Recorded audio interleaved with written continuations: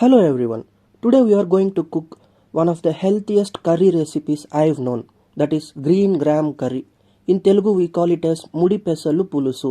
So let's jump into the recipe.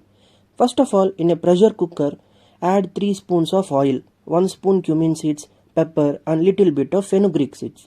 Now add 20 red chillies, 1 onion sliced, 10 garlic pods and bunch of curry leaves and saute for 2 minutes on medium flame.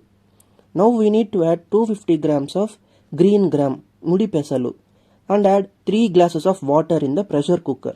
After that, add little bit of turmeric powder, Hing and add small lemon sized tamarind and cook for 5 minutes on medium flame. Now we need to close the lid and pressure cook on medium flame for 2 whistles.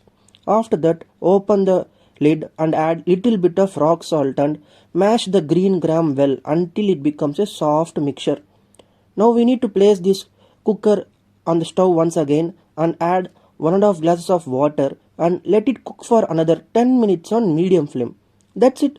Tasty and healthy green gram curry, Mudi Pesalu Pulusu, is ready to serve. This is a perfect side dish for Chapathi and tastes amazing with rice.